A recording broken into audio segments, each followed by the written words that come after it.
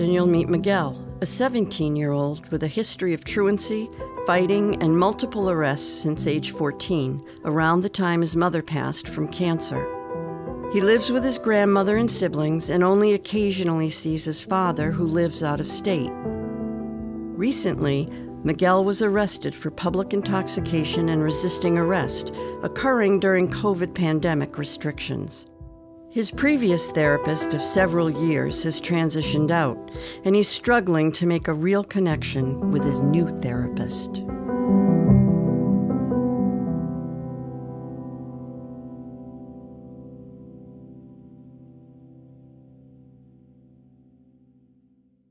I'm glad to see you. It's been, 6 weeks, something like that. It's been a long time. Yeah. I had to ask you normally what's new since we last saw each other, but I got a pretty good rundown from your grandmother. Yeah, I'm sure you did. She told me she talked to you. She told me that's why I had to be here, so. I mean, here's the pieces I know and the pieces I don't know. The piece I know is she said you and your buddies were at the park last week, and you guys, according to her, okay, that you guys were drinking and that some kids were smoking pot, and the cops came, and you ended up getting arrested, charged for a bunch of stuff. I don't know what all, she wasn't, I think, clear what was going on with that. But I know you had a court date. Yeah. Me and a few of my friends, we got arrested with a couple different charges, so. She's obviously, as you know, real upset. Of course she is.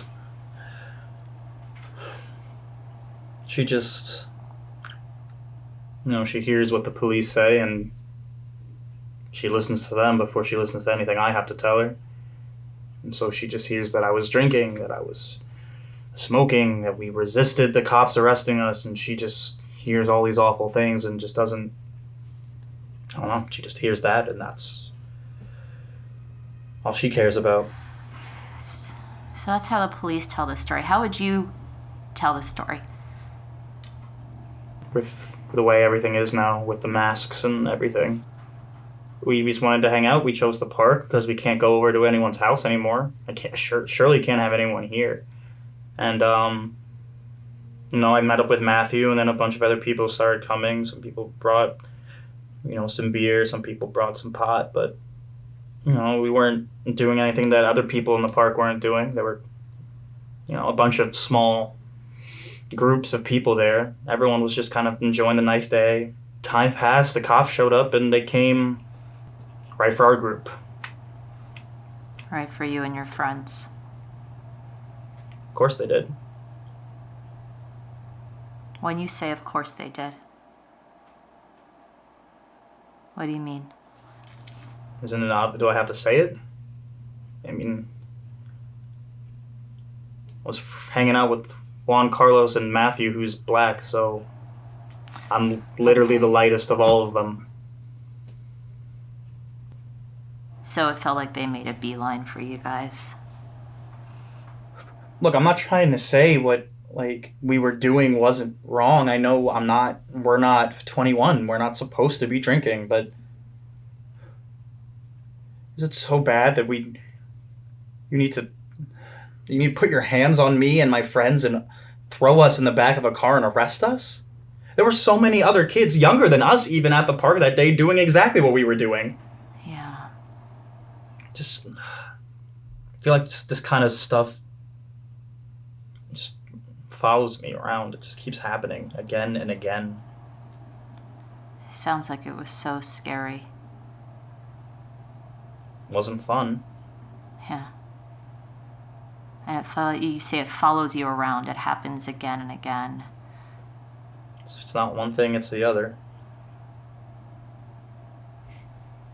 Of how you get treated? or of bad things happening? Both. How bad things happening and then how I get treated because of those things happening. How I get treated and then that leads to bad things happening. It just seems like it's a cycle. It sounds like you feel just so stuck in it. Literally. I mean, I literally feel stuck here in this house, even in my own room. Yeah. When was the last time, I don't know if you remember this, but when was the last time you felt, I don't know if free is the right word, but freer? I don't know. I guess when I was playing soccer. Got to just play and have fun. I felt free when I got to play with my friends, I guess. Yeah. So it's been a while. I mean, I haven't played soccer. Wow, in a long time. I don't know if I knew why you gave it up. It was before you and I knew each other. Yeah, I was still getting in trouble then, like I am now. So, well, I thought it was best that I stopped hanging around with some of the kids I was hanging around with. Some of the kids on the team. That's a big loss, to have lost the thing that helped you to feel free. Told her that I wanted to keep playing, that it made me happy, but, you know, like, safety came first, I guess. You know what I'm thinking about in what you just said? You were saying, like, back then I was getting in trouble like I am now. But as I understand it, the stuff that was going on back then was kind of different, right? You had lost your mom. I know you don't like to talk about that, but your whole world just got changed in such a massive way. I mean, I don't have the words for it. And things fell apart for you for a while. I mean, yeah, it's not like my mom died again or anything, but it's not like I don't have things going on that change my world too. I just like with Corona, I want to see my friends, but I can't. That's a world changing thing that maybe is making me feel sad more often or angry more often, like I did, you know, when Mom passed. Yeah. The things for a while back then felt so hard and awful that you had to deal with it, and that things were going actually pretty well for you for a while there, and the world just kind of shifted again recently. And you've been feeling, I think, pretty trapped and pretty alone, and I can't imagine in control of much. I don't really feel like I have the ability to not be here. To not be in your house? Yeah. So you tried to get out. I don't mean like you tried to escape or whatever, but you finally are in a place where you're able to get out a little bit with your friends for the first time in months, right? Yeah. The only time I got to talk to my friends before was if I was, you know, like playing video games with them, but I didn't get to see them. Yeah. Was this the first time that you got out to the park since all this started? Not the first time. One of the first times I was allowed to go. Right. Okay. All right. So you've been out other times. Yeah, and Boyla knows, so you can tell her too. I'm not going to get in trouble for it.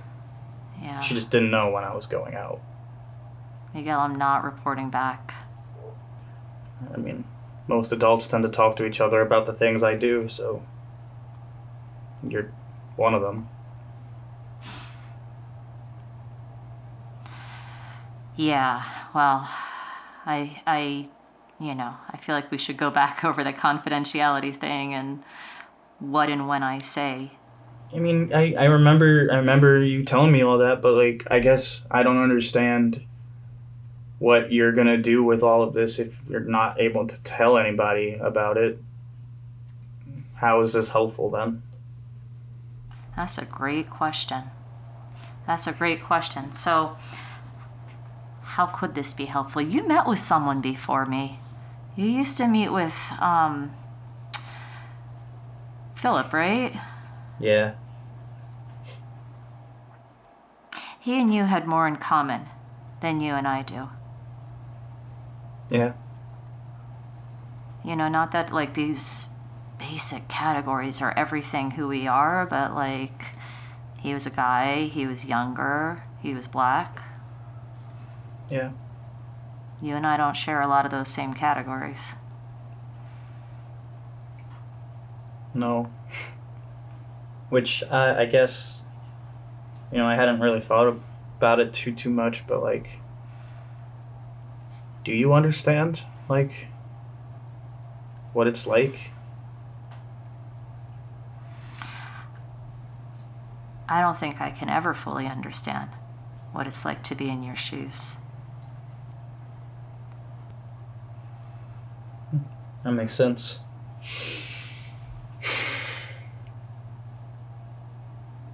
The thing is, I'm never going to know what it's like to walk in your shoes, right? It's like you don't know what it's like to walk in my shoes. We're really different people, you and me. Yeah. But does that mean that I can't be in your corner? No. But just because Abuela tells me I need to be here, and she talks to you, and I have a court date because of the police. It feels like it doesn't feel like I really have you in my corner. It feels like you're just here to report to them. I'm hearing you say, though, right now, you feel like there's like this anti-Miguel alliance happening, and your grandmother's on it. Like, does it feel like that? That she's in there with the cops and the judge and the court?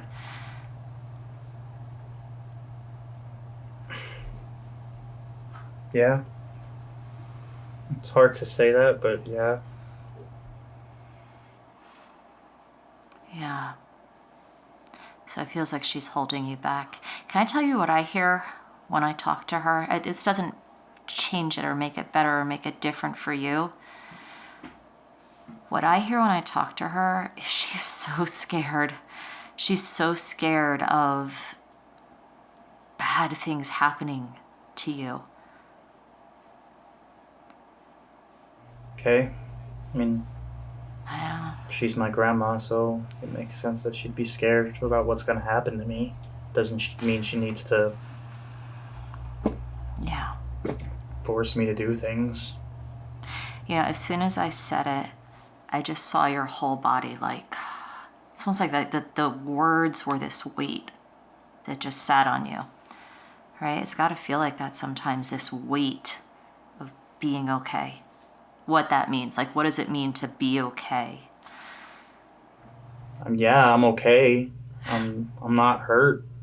I'm not sick, but yeah, I guess I could be a lot worse. I could be sick.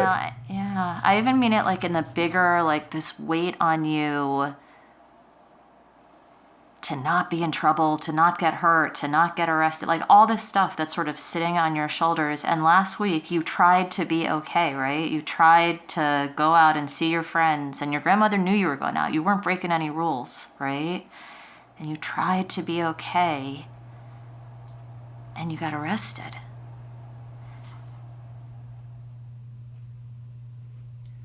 I think that just, it further just shows what I was saying, that like, I don't know, I just feel like this stuff follows me. It just feels like everyone expects me to be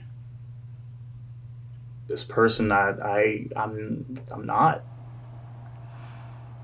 Who do you think they expect you to be? I feel like people just want me to be better than my dad, be more like my mom.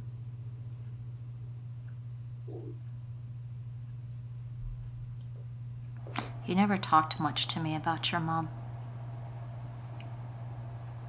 What's there to say? She's not here anymore. Well, She's not here physically. I'm guessing you carry her around with you in a lot of ways. I suppose. What kind of But- person was she? Oh, I'm sorry, Miguel, I cut you off. It's okay. She was strict. She was a strict mom, but I mean, I loved her. Yeah. Just thinking, you say people want you to be like her and not like your dad. I don't know. I don't really feel like my mom. Well, I definitely see me like my dad. I mean, sometimes I hear them talk about me the way they talk about him. He used to get in this kind of trouble when he was my age. Which I don't understand. Because, like, he's fine. So why is it such a big deal that I'm going through all this now? It just doesn't make sense to me. Like, Have you and your dad talked about this? I know you talk to him every now and then. I don't know when you and he last talked, but does he know about what's going on right now? he knows. I called him and told him, but Abuela already spoke to him too. So Is he as upset as she is? no. No? And I guess what we talked about, which stuck with me more than anything, was just that people already see me as older than I am. Yeah. So they have different expectations of me than someone would if they knew I was just a teenager. You told me, I remember at one point, that your dad had skin that was a lot darker than yours. And Yeah. that you and he have talked about what that's like to walk through the world like that. Yeah, we talked about it, and this was like the first time something like this has happened because of it, so Yeah. So your dad thinks that people see you as older, right? But I don't know that how your grandma sees you and how the cops see you and how your dad sees you are all the same.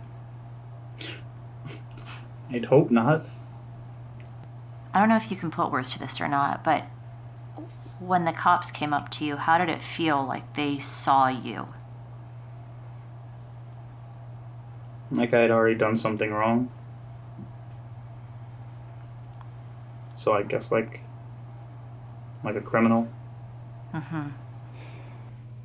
If what people saw when they looked at me was criminal, there'd be one part of me, maybe a small part of me, I don't know, saying, fine, if that's how you see me, that's what I'm going to be. And maybe there'd be another part of me saying, I am going to prove you wrong. Well, I don't want to be a criminal, so Yeah. I'd like to think that I want to prove people wrong, but I also want to, like, if I'm being honest, I want to have a drink with my friends if I want to. If that makes me a criminal, then Yeah, it's not fair that there's this burden of proof. It shouldn't have to be perfect. There shouldn't be this continuum, right, where there's criminal and there's perfect, and that's the only two possibilities. Because it's not. yeah, I mean, I don't think I'm perfect either, and I definitely don't think I'm a criminal, so Yeah. So let me ask you a question. If you had to define you in that middle area, right? You see yourself in that middle area. You're not here, even if people sometimes see you like that. And you're not here, even if it's how your grandma wishes you could be. Maybe. Right? definitely. Okay. So you're somewhere in here.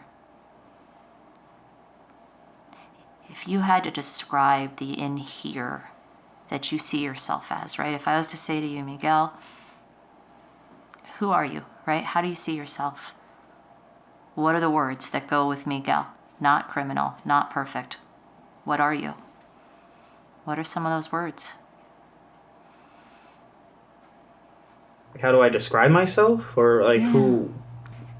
If you had to pick the labels, right? All these people are picking labels for you, right? People are looking at you and they're labeling you based on what they see or what they wish for or what they want.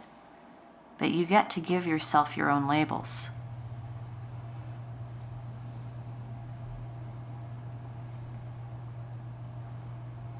I mean, that's difficult. I mean, I'm a brother and Okay. a son and an uncle now. I play soccer. So I don't know, I'm a striker. I guess I don't really know how to really describe myself. Yeah, no, it's a good start. So you're someone who has connected relationships to other people, and you're someone who has a skill and a talent and something you care about. Right? Those are parts of who you are. Yeah. All right. I know we're getting close to the end here. I want to give you a homework assignment, but I think I'm going to give you a thinking. I know. I'm not going to ask you to do it because I don't expect you to necessarily come back with like something written down. If your brain has space for it, all right, I'd love you to just sit with how you would describe yourself, what those words would be. If you have space for it. Okay. Because I feel like there's so many people telling you who you are or who you should be. And I don't know how much space there is for you right now to find that for yourself. I mean, it feels like everyone's telling me what I should do. Yeah. It doesn't really seem like anyone cares what I want to do because they just assume it's gonna, I guess, lead to more trouble. Yeah. I would love it if the next time we saw each other, we could think more about how you see yourself, who you are, who you want to be. I mean, I'll try to. All right. You don't have to come back with like an essay prepared. It's just difficult to know. Yeah. All right. I'll see you next time, okay? Okay.